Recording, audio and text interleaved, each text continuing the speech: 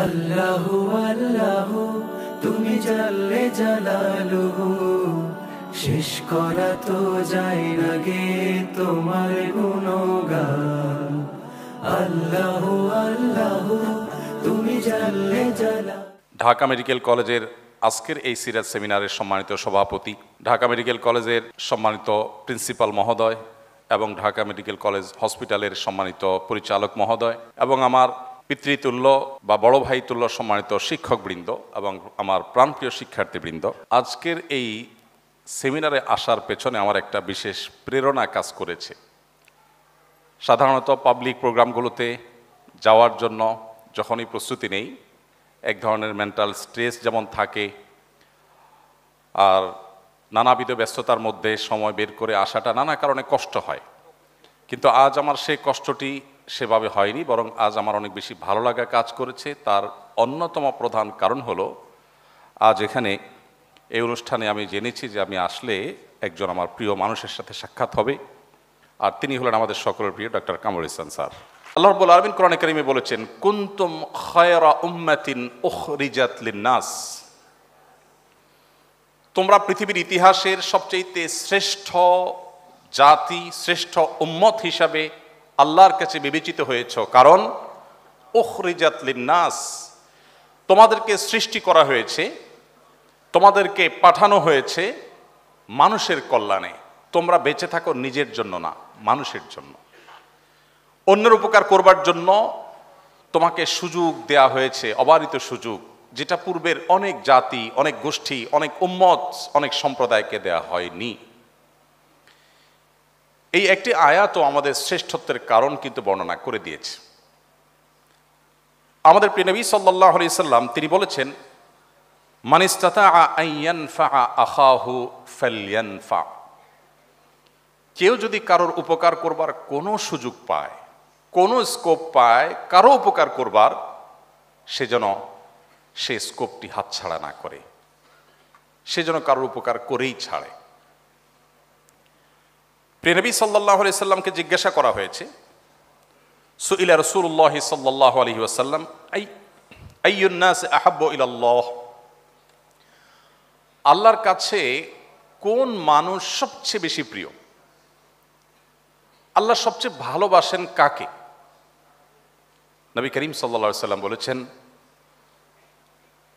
আহাব্বুন নাস ইলাল্লাহি আনফাহুম লিন-নাস, আল্লাহর কাছে সবচেয়ে প্রিয় মানুষ সেই সকল মানুষ যারা সবচেয়ে বেশি মানুষের উপকারে আসে, সবচেয়ে বেশি মানুষ উপকার যারা করে তারা আল্লাহর কাছে সবচেয়ে বেশি প্রিয়।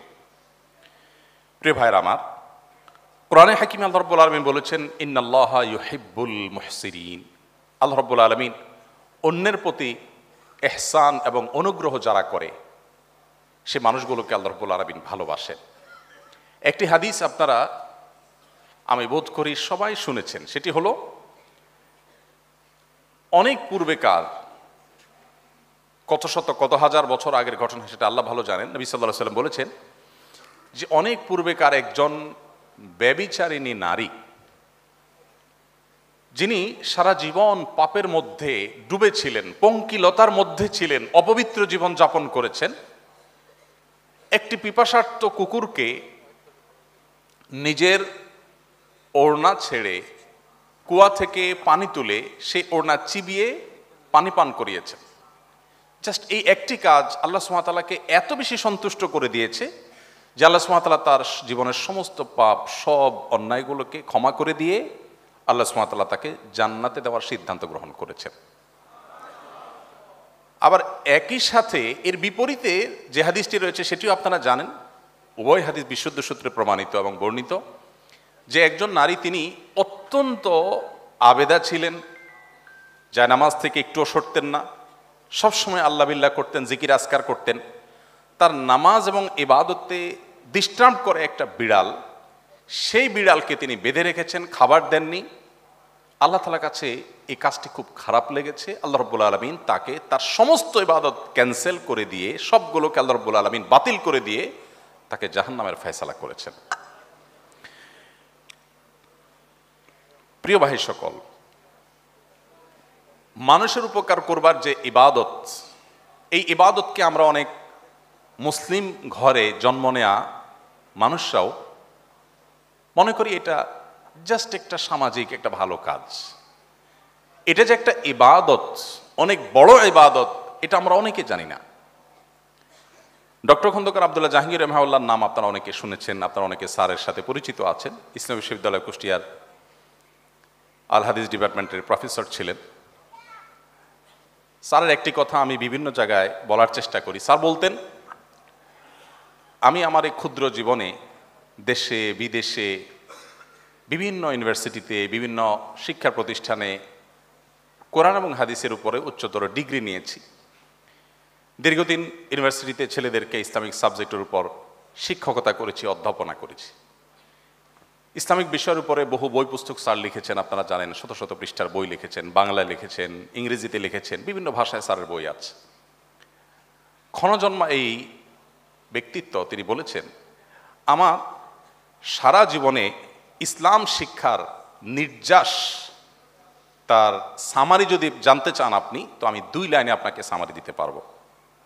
আমি কোরআন, পুরো কোরআন পড়ে হাদিসের ভান্ডারের ভেতরে অবগাহন করে কোরআন এবং হাদিসের নির্যাস, ফিক সহ ইসলামের অন্যান্য যে জ্ঞানভাণ্ডার আছে সেই জ্ঞানভাণ্ডারের ভিতরে ডুব দিয়ে যৎকিঞ্চিত জ্ঞান আমার সারা জীবনে অর্জন হয়েছে, তার নির্যাস হলো 2 লাইন। নাম্বার 1, ইমানের পর, ইমানকে সহি এবং বিশুদ্ধ করবার পর, আকীদাকে কলুষমুক্ত, ভুল ভ্রান্তিমুক্ত করবার পর, মেইন মৌলিক যে ফরজ ইবাদতগুলো আছে, 5 ওয়াক্ত নামাজ, যাকাত, হজ ইত্যাদি, এই মেইন ফরজ ইবাদতগুলোর পর আল্লাহকে সন্তুষ্ট করার সবচেয়ে কার্যকর এবং সবচেয়ে সংক্ষিপ্ত পথ হলো মানুষ উপকার করা। এটা হলো 1 লাইন। আর দ্বিতীয় লাইন হলো, কুফরের পর, আল্লাহর প্রতি অবিশ্বাসের পর, শিরকের পর, বড় বড় মৌলিক যে অপরাধগুলো আছে এগুলোর পর, কবিরা গুনাহগুলোর পর আল্লাহ তাআলা সবচেয়ে বেশি অসন্তুষ্ট হন বান্দার সে কাজে, যে কাজে বান্দা মানুষের ক্ষতি করে। স্যারের এই নির্যাস, আমি যে কয়েকটি হাদিস আপনাদের সামনে পেশ করেছি, সে হাদিস এবং কোরআন কারীমের আয়াতগুলো সামনে রাখলে আমাদের কাছে যেটি পরিষ্কার হয় তা হলো, মানুষের উপকার করার এই ইবাদত, এটিকে আমাদের জীবনে বিশেষভাবে গুরুত্ব আরোপ করা উচিত। আমাদের প্রিয় নবী সাল্লাল্লাহু আলাইহি সাল্লাম, তিনি আল্লাহ রাব্বুল আলামিনের পক্ষ থেকে নবুয়ত এর দায়িত্ব বুঝে পাওয়ার আগে তিনি তার মক্কার জীবনে ছোটবেলা থেকে, শৈশব থেকে মানুষের উপকার করবার, মানব সেবা করবার জন্য চেষ্টা করতেন। একটি হাদিস আপনারা অনেকে শুনে থাকবেন, হেরা গুহায় যখন জিবরিলের সাথে তার প্রথম সাক্ষাৎ হয়, তিনি কিছুটা ভড়কে যান। বাসায় আসার পর স্ত্রী খাদিজা রাদিয়াল্লাহু তাআলা আনহাকে যখন তিনি বলেছেন, আমি ভয় পেয়েছি, এরকম একটি দৃশ্য দেখতে পেলাম, এই গুহায় আমি দীর্ঘদিন ইবাদত করছি, কেউ কারোর সাথে সাক্ষাৎ হয়নি, তিনি হঠাৎ করে জিবরিলকে দেখেছেন, তিনি আবার 3 বার তাকে বুকের সাথে নিয়ে চাপ দিয়েছেন, নবী সাল্লাল্লাহু আলাইহি ওয়াসাল্লাম ভয় পেয়ে গেছেন। বাসায় এসে যখন এটি বললেন যে আমি বোধহয় বাঁচবো না, বোধহয় কোনো ক্ষতিকর কোনো কিছু আমার পেছনে লেগেছে বা কিছু একটা, তখন খাদিজা রাদিয়াল্লাহু তাআলা আনহা তাকে সান্ত্বনা দিতে গিয়ে বলেছেন, কাল্লা লা ইউখজিকাল্লাহু আবাদা, এটা হতেই পারে না যে আপনাকে আল্লাহ তাআলা কখনো লাঞ্ছিত করবেন, অসম্ভব, আপনি কখনোই লাঞ্ছিত হবেন না। কেন? ইন্নাকা তাহমিলুল কাল, কারণ আপনি কেউ কোনো বোঝা বহন করতে কষ্ট হতে দেখলে আপনি তার বোঝাটা টেনে বহন করে দেন। ওয়া তুঈনু আলা নওয়াইবিল হক, কেউ যদি জুলুমের শিকার হয় আপনি তাকে জুলুম থেকে মুক্ত করেন, কারণ অধিকার আদায়ের প্রশ্ন থাকলে আপনি সেটি আদায় করে দেন। আপনি মেহমানকে মেহমানদারি করেন, এক কথা আপনি পরোপকার করেন। অনেকগুলো পয়েন্ট বলেছেন, কিছুটা আগপাছ হয়ে গেছে হয়তোবা। তো খাদিজা রাদিয়াল্লাহু তাআলা আনহা তিনি এই কথাগুলো বলেন নবী সাল্লাল্লাহু আলাইহি ওয়াসাল্লামকে বলছিলেন যে আল্লাহ আপনাকে কখনো লাঞ্ছিত করবেন না, কারণ যে ব্যক্তি এতটা পরোপকারে নিজেকে মগ্ন করে, নিয়োজিত রাখে, ব্যস্ত করে রাখে, আল্লাহ তাআলা তাকে চূড়ান্তভাবে অপদস্থ করতে পারেন না, এটা হতে পারে না। খাদিজা রাদিয়াল্লাহু তাআলা আনহার সেই কথা চরম সত্য হয়েছে। প্রিয় ভাইয়েরা আমার, এই যে মানুষের উপকার করার ইবাদত, এই ইবাদতটুকু আপনারা যারা চিকিৎসা পেশার সাথে যে কোনোভাবে জড়িত আছেন, আপনাদের চাইতে ভালোভাবে অন্য কোনো পেশার মানুষরা এতটা সম্পাদন করতে পারে না। যতটা আপনারা পারেন। আমি একটি কথা বিভিন্ন সময় বলার চেষ্টা করেছি বিভিন্ন জায়গায়, প্রত্যেকটা মানুষের জীবনে চাওয়া পাওয়া থাকে, আক্ষেপের জায়গা থাকে, আফসোসের জায়গা থাকে। আমার জীবনে যদি কোনো আফসোস বলেন, আলহামদুলিল্লাহ আল্লাহ তাআলা আমাকে সব কিছু দিয়েছেন, আল্লাহর নেয়ামতে আমি ধন্য হয়েছি, কোনো কিছুর কোনো ঘাটতি আল্লাহ দেননি, আল্লাহ সবই দিয়েছেন। তবে আমার ত্রুটি যে আমি চিকিৎসক হতে পারিনি। হ্যাঁ, সিরিয়াসলি। কারণ একজন চিকিৎসক তার জান্নাতে যাওয়ার পথ এত সংক্ষিপ্ত, এত সহজ, এটা দেখে আমার ঈর্ষা হয়। এত মানুষ থাকতে কেন কামরুল ইসলাম স্যারকে আমার এত বেশি ভালো লাগে? কারণ চিকিৎসক হয়ে তিনি যে সহজে মানুষের হৃদয় জয় করেছেন, অন্য কোনো পথে মানুষের হৃদয় জয় করার, মানুষের দিলের নিংড়ানো দোয়া পাওয়ার পথ আমার অন্তত জানা নাই।